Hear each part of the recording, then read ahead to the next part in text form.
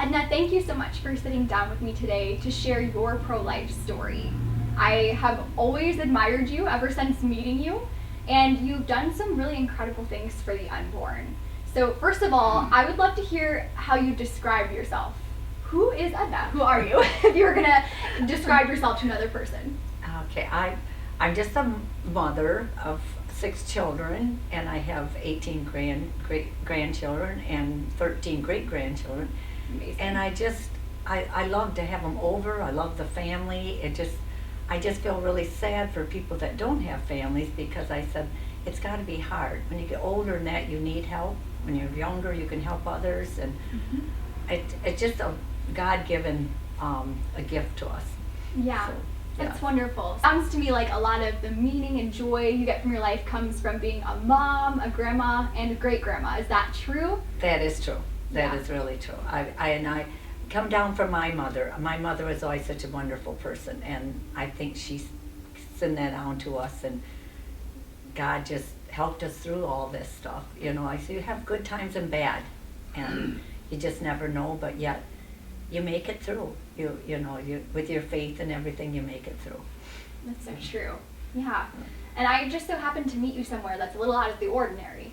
You know, most people don't meet someone standing on the side of the road outside an abortion clinic. That's right. But that is where I met you. It was wonderful. I actually was very thrilled to have a young girl come, because I thought, oh, us older ones will be gradually not being able to do this anymore, and we need the young ones to stick up for the unborn, and it just was so wonderful. I got almost teary-eyed when I seen you, because I thought, what a beautiful testimony you are to the young. So, very grateful. Thank you, Edna. That's so kind. Thank you. Why did you decide to go sidewalk counseling? Because a lot of people choose not to do that, even if they're pro-life.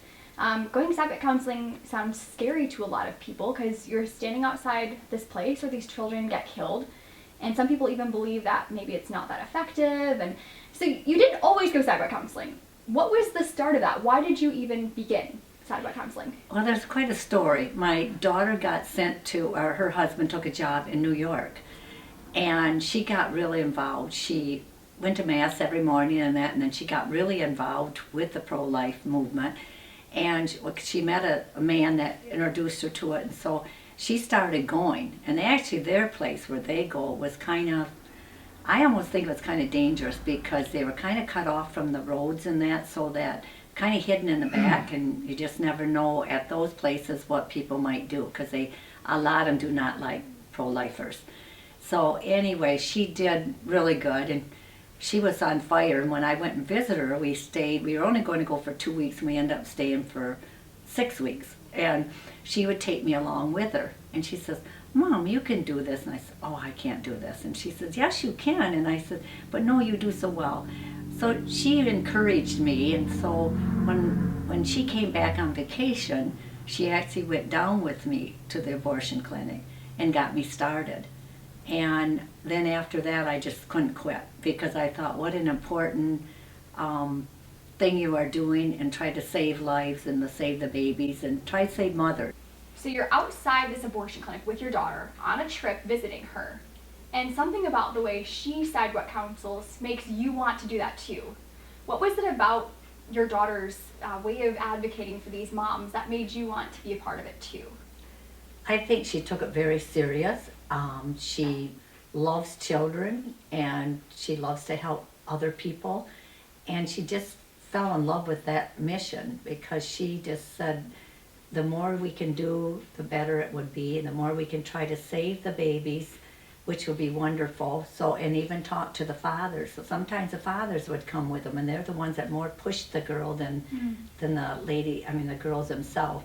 But anyway, she just had a really desire to save the babies and save the mothers and help them not to have the abortions. So she had a very big, passionate heart for this. Mm-hmm. So it's like her passion was kind of infectious. yes, to you. it was, Like, because I I seen that and I thought, oh, but at first I thought, I don't think I could be like that, you know, and I didn't think I could do it like she did. And she says, Mom, it doesn't. It took me a long time to do this, you know, and you just get a little more brave and a little more where you dare ask the person, and talk to them more than what you did when you very began. And so, no, she really encouraged me, and she was so excited because I started, when I first started, then when she got back, she would go with me and help me, and she'd just say, okay, you do what you think, and then I'll help you, and so that really helped to have someone kind of coaching me on too.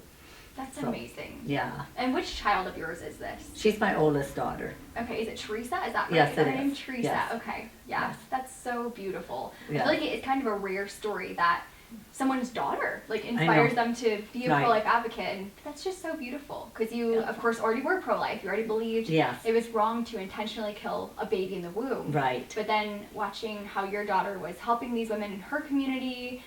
In a way that really was controversial, right? Because people aren't necessarily very kind to you when No, you're they're outside not. an abortion They're clinic. not. You hear a lot of bad screaming at you, Yes. and to get out of there, and they use some foul language and stuff, but you just let it go and you say a prayer for them because they need the prayers. They need something to change their mind and heart. So, no, and I said, I look back and think, I should have been the one doing to my daughter, but yet she was the one to me. And then her daughter is on fire for life too, and it's just kind of trickling down. She has a wonderful daughter. She has 4 children, and they're all little, but she's just a phenomenal mother and very pro-life. That's amazing. So now you're talking about Teresa's daughter. Yes. Okay. Yes. That's beautiful. Yeah. So really it's in your family, this passion for the unborn, Yes. valuing of life. I just recently had the joy of joining you for family dinner. I was just seeing Right. what this is like, in your Yeah. family, and so many of your family members together, and you guys have such a family culture of love. Thank You really love each other. Yeah. You can tell, the grandkids are obsessed with their uncles Yeah. and seeing grandpa and catching up with everybody. And that beautiful culture of valuing each life in your family, Right. it just is really, it's not just here, right? It's driving you out of your house too to go Yeah. sidewalk counseling for that season. And It is. it's just beautiful because there are some people that do ministry kind of at the expense of their family, and then their families kind of suffer as a result Yes. of the stuff they're trying to do. But I love that your story is kind of the opposite. You're like, okay, we just start with this. You're a mother, you're a wife, you're focused on that calling and being Yes. a great great-grandmother. What I'm trying to say is an awesome grandmother, not just a great-grandmother, the actual generational thing.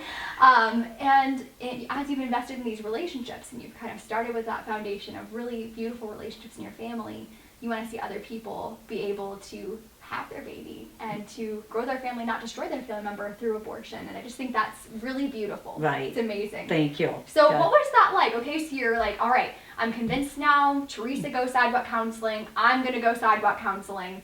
How did you even know where to go or who to go with? What was the next step? Well, I went and I met Elaine. Elaine was there, and she was an awesome person to work with. And I would let her go ahead, and I kind of watched what she did. And she kind of almost trained me into. And then when Teresa got home, and then she helped me a lot. And then all of a sudden I thought, oh, I think I can almost do this by myself. I mean, with God be long beside me, because you need your faith in that to get through all of this. Right. And to really have the passion for the unborn. And I always get teary-eyed when I see these girls, because I have a grandson that's been married 12 years, and they are not able to have a baby. And so I just keep thinking, I would take one of them any day. I'd grab them all if I could. But it's so sad because there's so many that want babies, but yet there's not enough babies to go around now. Yeah. So There's so many beautiful children destroyed in abortion, over 3,000 per day just Yes. in America. yes, And obviously even more around the globe. And so many families that would love to adopt and care for a baby. And yeah, that wait list is very long. Babies are in short supply in that Right. regard. And it's just a tragedy that these children are destroyed in the name of being unwanted, when you're kind of pointing out that there are many families that would love, that Right. they really want the Right. baby. And it's just, they're open to it, but there aren't, there's moms, instead of maybe placing them for adoption or raising them themselves, instead these beautiful children are being destroyed, and it's such a Right. tragedy. and the thing that really bothers me in that is the ones that are getting the abortion, even the men and that go with them girls, they said, no, I'd rather kill the baby than give it away. And I don't understand their mindset, because I keep thinking, at least then in the back of their mind, they saved the baby and they didn't destroy it. They didn't murder that child. Right. So it's very hard and very heartbreaking for them to think that. I just think, oh, give it for adoption, because then you know that baby is safe and loved. Yeah. So It's true. I think people have a lot of interesting beliefs about adoption that sometimes actually unsettle them when they're considering, should I destroy my child's life through abortion? Should I parent my child and kind of change my life to, accommodate being a parent? Or should I place them for adoption? There's just a lot of, I think, lies around adoption, honestly. yes, Because, I think adoption is something where it's like, there is always something very hard about it every Yes. time. My dad and his identical twin were adopted at infancy. yes, So it was a beautiful blessing, because we don't know the story, but it seems like his mom was facing an unplanned pregnancy, probably at a young age, yes, and wasn't able to give them the life she wanted to. And Yeah. so she placed them with a loving family.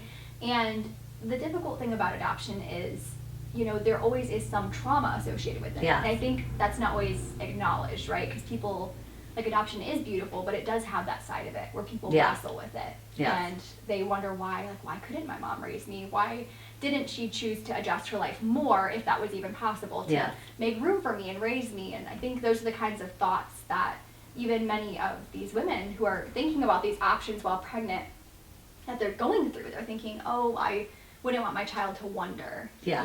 why I didn't want them. But even in that case, though, there are solutions. Yes. Because, for example, open adoption Yes. is a beautiful thing, where sometimes the birth mother stays involved. Like, they may Yes. place the child with another family that they get to do of their own choosing. They get to decide the family.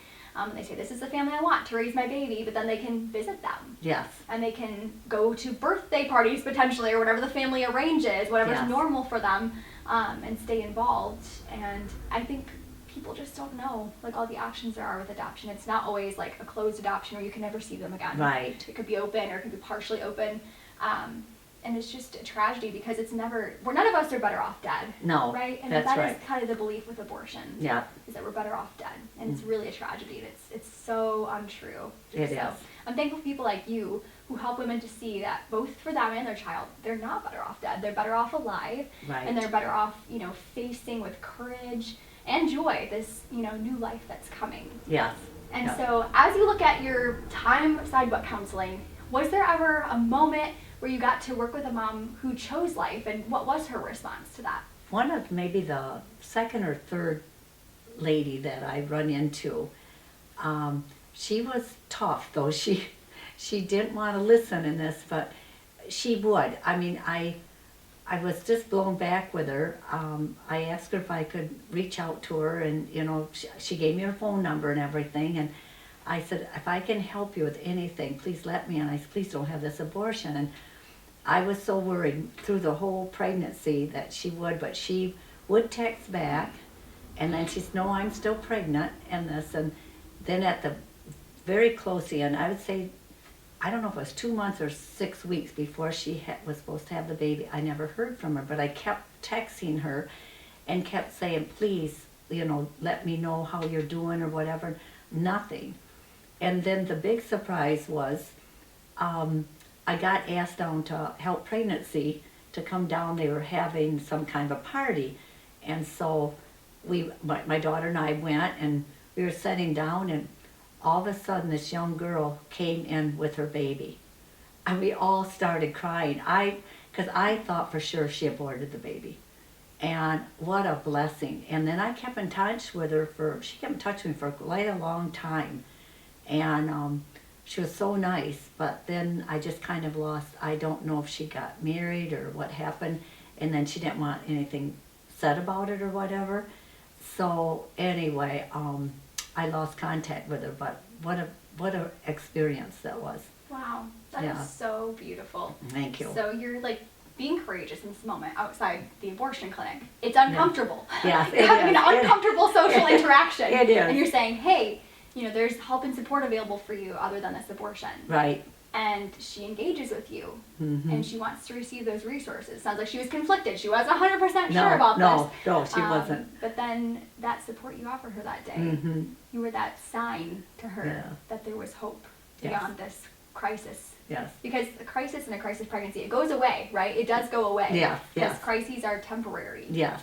But that beautiful child's life, it deserves to be protected, even though the That's moment was right. a crisis. Yes. So that's amazing. Thank that you. You got to be an Yeah. advocate for that little one. Yeah, and I think God gave me that inspiration of keep texting her and keep trying to get a hold of her, and try to keep encouraging her. Yeah. I knew she needed encouragement because at the very beginning, I was supposed to meet her down to Help Pregnancy to have an ultrasound.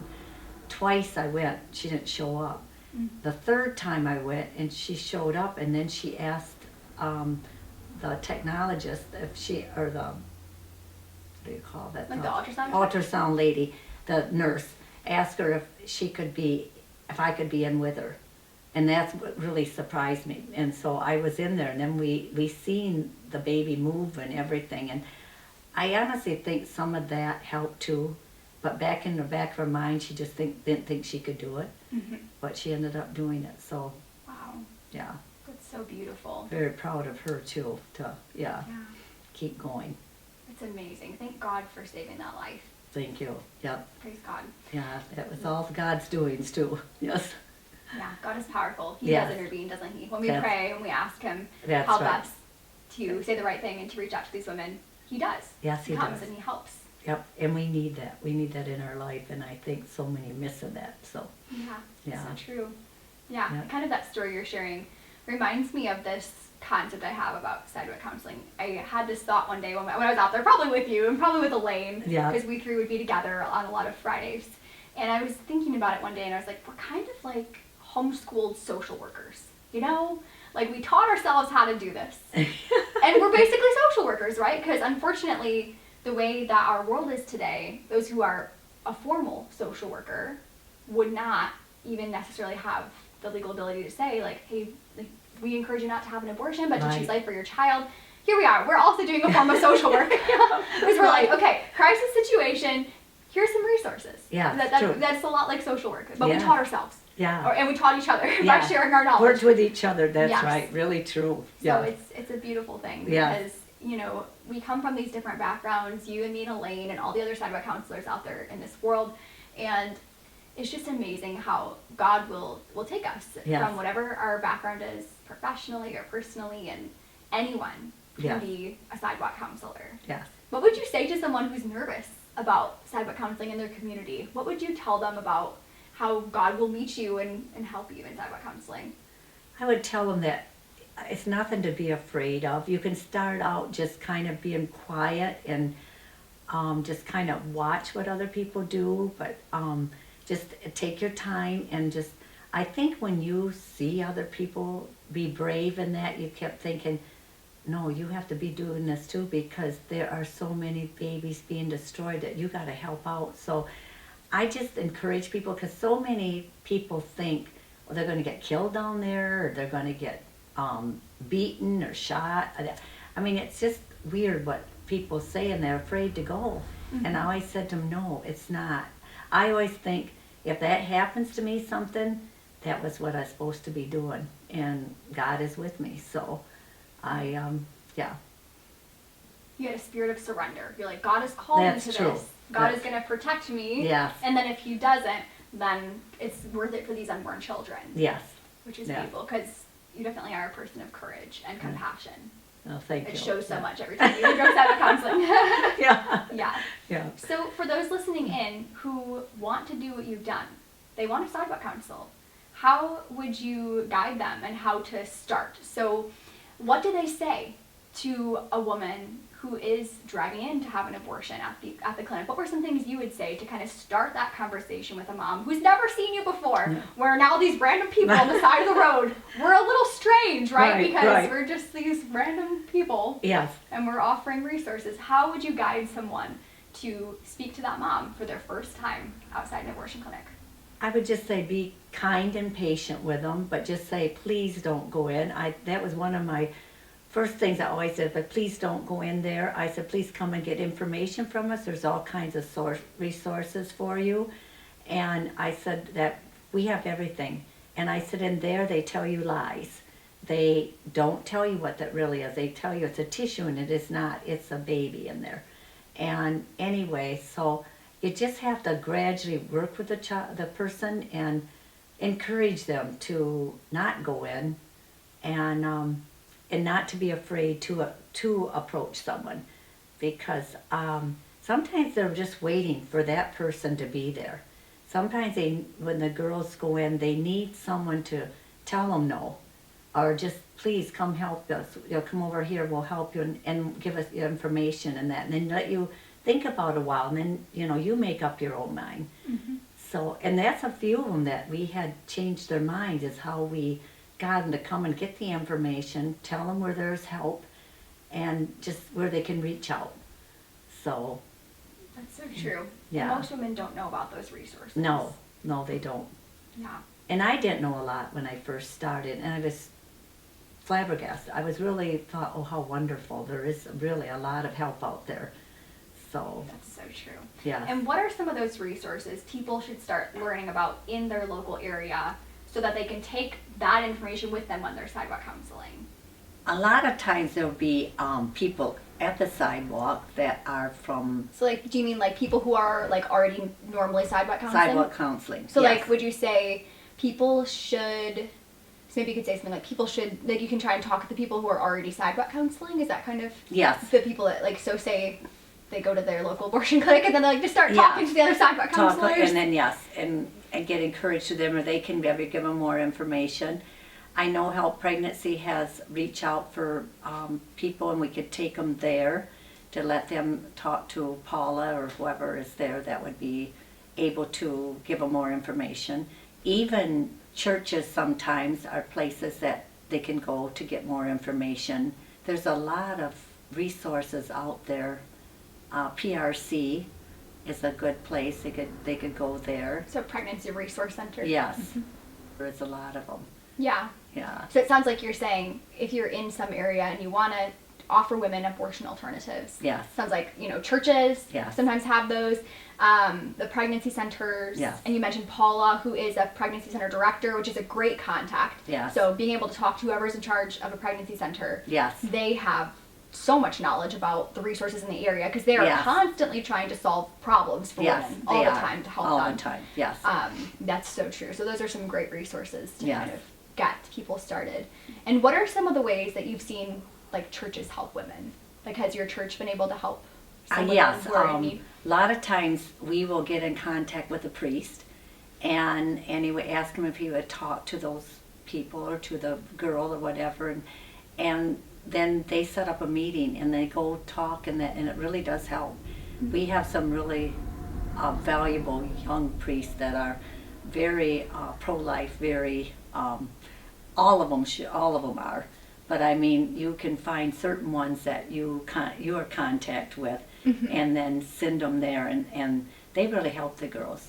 Yeah. And yes, and they send them out, and they keep contact with like you that sent them, and also with the priest and that, and then you kind of keep like a little circle and help them through it. Yeah, that's wonderful. And what are some of the resources you've seen like churches able to provide for women in need? Like if you have it like in your congregation, maybe and someone's facing an unplanned pregnancy, what are some of the things they're able to do? Because most people don't know churches might be able to help them. Yes, they can even help. They have like funds too to help them with the pregnancy, to get through if they need when they have the baby, to help them through that and help give them money, and maybe sometimes even put them up with some place for rent, and help them through for quite a while, and then just try to get them on their own feet, because sometimes it's very hard for girls. Sometimes they don't have any support from even their family. So yes, and they would the priests have friends too that they know that they can send these girls to visit with, and see if they'd be comfortable with those people. Like to stay with them, you Yes. mean? Or okay. Yes, to Yeah. house them or whatever they needed. Yes, Mhm. help them through those 9 months or whatever. Yeah, that's wonderful. I think you're pointing out something that a lot of people don't know, and that is that churches have kind of their own social networks. Yes. Right? And Yes. so when they see someone in need and they're facing an unplanned pregnancy, they are willing to go use their network and find people at the church who have a big heart and who care a lot, Yes. and who maybe have room in their home and who are, very thoughtful people that could possibly help the mom to have Yes. a place to possibly come home to for a while she's trying to figure out maybe her own career situation and making enough money to sustain her situation. So that's Right. an excellent resource, and I Yes. think it's very helpful for those of us who Sidewalk Council to try to understand better, like how are our churches able to support moms in need, and they might already have a whole plan of how they Right. want to do it, and Yes. we may not know. Right. Because until we have the conversation, like, oh, I want to go down to the abortion clinic, and I Yes. want to offer women other options. Is there anything our church is able to do, Yes. just so I know? Yes. Like, what can I point them towards? Yes.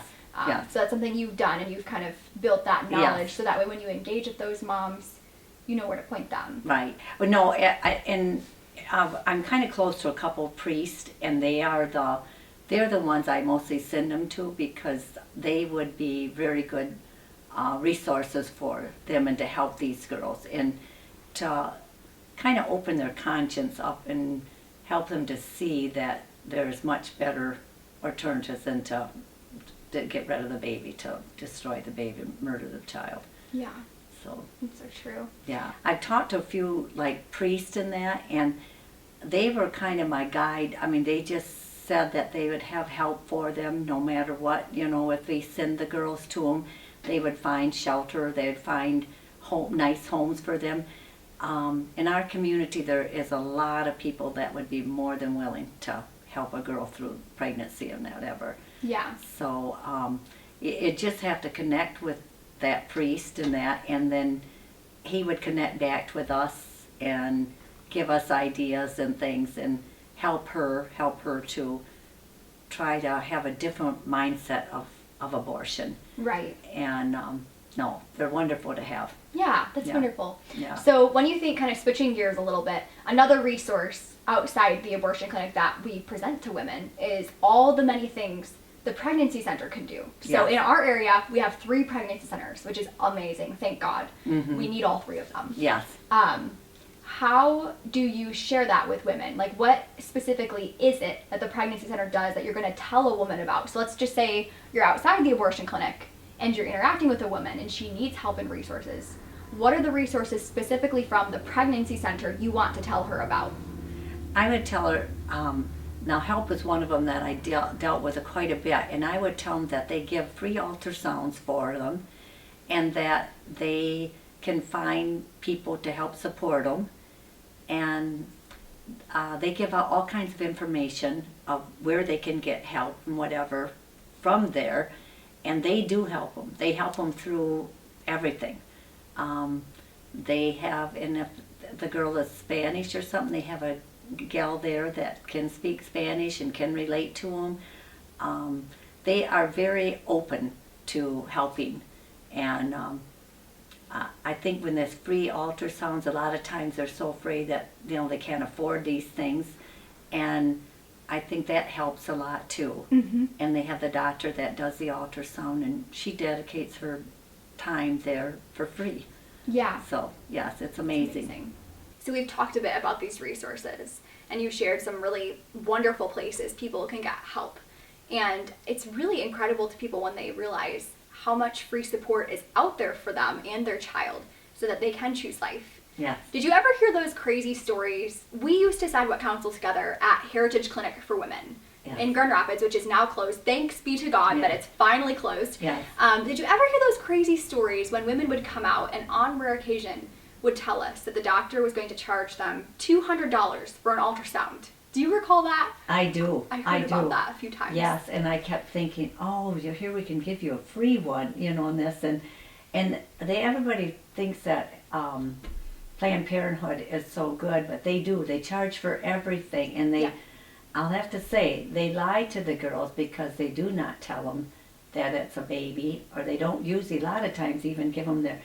So I've known a couple girls that came out of there, and their ultrasounds are all blurry, so they couldn't see. They make them so they can't tell that it is a baby, and they keep telling them it's a tissue. So Right. these girls believe it. And Mm-hmm. I said, it's so sad because you want someone to be truthful to you. Right. And to be honest with you and yes. give a good professional opinion. Yes. Yeah.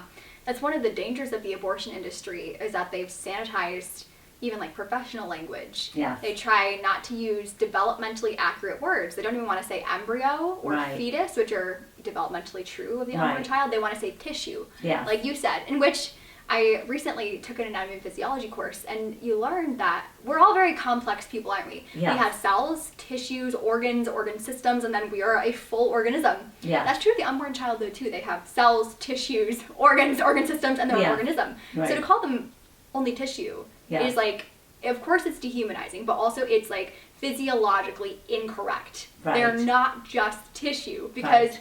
if we're gonna like go dig around in our bodies looking at different cells, if I was to like pull out a piece of my like intestine, yeah, there you go, there's a Yeah. tissue. Yeah. But we're not just a piece of tissue. Many of us Right. are all full human beings that God made in love. Right. And that's true of the unborn too. It's very medically inaccurate information to Right. call the unborn child a piece of tissue. They are a full organism with these complex organ systems. These cells and tissues are all working together, and that child is self-directing their own development. It's a full human being worthy of human rights. Yes. And they deserve accurate medical information. And it's really quite bizarre that the pro-abortion establishment kind of has this problem with projection. The thing they're doing, they say the pro-life movement is doing. So, they say that the pro-life movement, you can't be going to pregnancy centers, they'll give you inaccurate information. Yeah. But they're the ones who are saying, oh, look, let's scan your belly. Oh, tissue. There's Yeah. the unborn child is just tissue. That's That's inaccurate. right. But then when we are able to provide resources for women,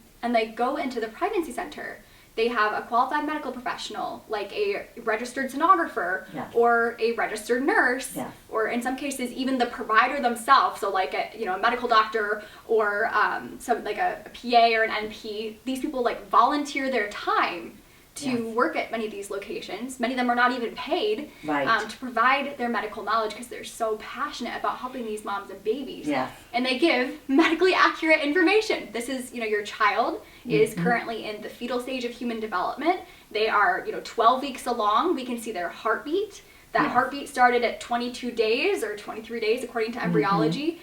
And they're living, and we have resources here to help you be the best parent you can possibly be. Right. What an amazing ministry that we get to tell other people about. Yes, it is. Yeah, when we're- Very true. Yeah, when we're out Sidewalk counseling, we're sharing information about resources that the pro-abortion industry is trying to discredit.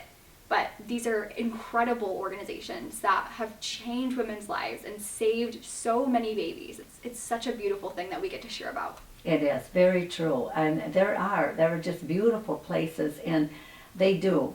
They try to switch, like make us look bad, and that's totally unreal.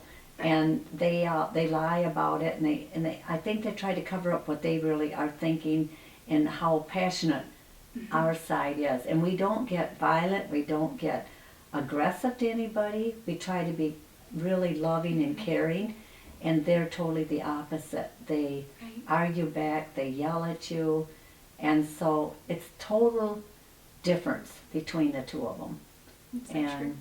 pro-lifers are phenomenal. I'll have to say that. I happen to know one. I'm sitting with one, a phenomenal pro-lifer. No, God has been good. And So Edna, I'd love to talk with you a little bit through the process of helping a mom in crisis. Because the goal, of course, of Sidewalk Counseling is we want to encounter this woman who is contemplating abortion, and we'd like to offer her other resources than abortion and encourage her to choose life. And the end goal is to save her and her child from that damage of abortion. So, this interaction starts at the abortion clinic where we're meeting a stranger. We're a stranger, Right. they're a stranger, Right. and we're going to interact with them. And Lord willing, we hope to offer resources that really change their life, so that instead of destroying this beautiful human being, they choose life. So will you guide us through? I know that every situation is different, right? Right. But what would it be like to, go through that interaction where first you meet the mom, then you offer her these resources, maybe you exchange phone numbers and you go to the pregnancy center. Let's talk about an ideal situation where hopefully they want to receive the resources. How would you go through that entire situation up to like the baby being born, and how you may continue to help them, starting from meeting the mom at the abortion clinic and first engaging with her? How do you begin building that relationship and help her to choose life? Well, I would offer her like to go take her to get an ultrasound or whatever, and anyway, just work with her right on through. Get her phone number, keep talking to her, keep encouraging her. They need to know that you really care. And I have already met them at the resource centers, and for x-rays or whatever they needed, or ultrasounds I mean. And then anyway, just keep encouraging them. And they are wonderful there. They pray over them, they talk to them, and then as we go on, I'd say, oh, would you want to go for coffee or something meet up, so we do that. It's just you can build a really good relationship with people. And some of them know, some of them just want to text, or they don't want to really get you too involved with their family, because especially if they have any other children, or if their boyfriend or whatever is totally against it. So you just keep texting them, call them if you can, and just keep encouraging them. I think I've already told them, I said, you know, that baby inside you is the image and likeness of Christ. He put that child there, and he's like a Christ child. And I said, they're so precious. So don't destroy it. I said, because that will hinder your life for the rest of your life. That will bother you, and you don't want those kind of things on your conscience. And I said, I know God is forgiving, but I said, you just need to ask for help, and keep trusting people. There are so many people you can trust. That's so true. And then you offer them that, don't you? You Yes. have this person in their life that you're willing to meet them with compassion and care. Yes. And I really admire you, because you don't just say, be a caring person. You are a caring person. Thank you. You're someone Yeah. that you really meet these moms in such a loving way. Yeah, And they know that you'll be in their corner. Yes. So I love how you share that. You talk about how you meet them outside this abortion clinic, and you exchange numbers if they're open to that. Yes. And you start, guiding them towards the resources that exist, like a free ultrasound. Yes. And then you stay in their life, you stay involved as much as they're comfortable with. Yes. And you help them to, continue this process of going through a pregnancy that can be really scary, can be Yes. really hard, and you bring them comfort Right. through it as much as you're able to. Right. And Lord willing, the baby is saved, Yes. which is so beautiful. Yes. You shared this story earlier about a mom who chose life, and you saw her at Help Pregnancy Center and saw this beautiful baby. Were there any other stories from outside the abortion clinic that really just impacted you a lot and that you've never forgotten? Yes, I had one young girl that was there coming for an abortion, and she was really determined. And it was Elaine and I kept talking to her, and we both give her our telephone numbers and that. And she said, I can't afford this, I can't afford that. And I said, we'll help you. I said that we'll have resources or whatever, we can help you. So as we went on, we stayed closer to her, and we did find resources for them.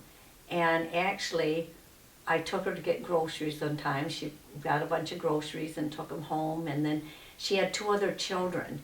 And anyway, she just kind of took us into her life. And then she let us come up to the hospital when she had the baby, and her mother was there, and her mother kept thanking us. She told Elaine and I were the 2 little angels that said nice. Wow. No, it was just God that brought us to her, and this. But it was so rewarding. And then as this little boy, his name, I guess I can share because the mother watched it, but his name was Kingston. And we went to his 1st year birthday. We got invited to his 2nd year birthday. And then she, I think, ended up marrying the man that she was with. And then we just kind of lost contact with her.